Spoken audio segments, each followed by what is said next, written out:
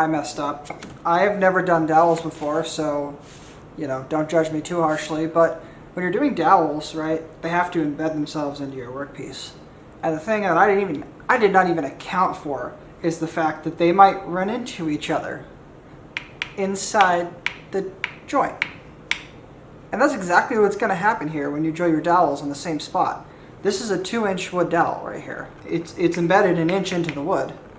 And if your piece is not at least twice that, you'll have an intersection, just like this. And they will meet in the middle. You'll go through your own dowel. We can't have that. So what I'm going to do is remark these locations and offset the dowels. So we'll do, essentially ignore the one that I've already drilled. It'll be like this, one up in the upper quadrant and one in the lower quadrant. That way when they go through, these are going to miss each other and not hit each other. Problem solved.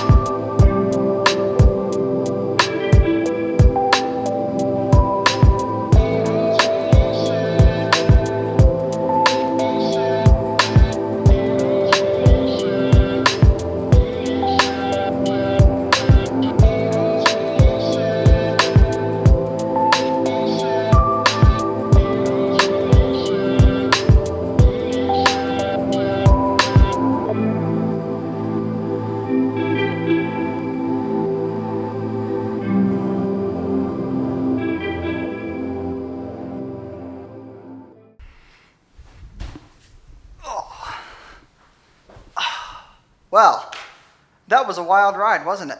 Let me know what you guys think about these tables. Which one is your favorite? I would love to hear. And also, if you are interested, especially if you are local to the Tucson, Arizona area, I am going to be selling one of these tables. Hit me up. I may consider trying to find a way to ship it as well, but that's a whole other level of complication, and I don't know what to do about that. So, and that's it. We've got 2 coffee tables, dowel joinery, beautiful finishes. I mean, this is the complete package.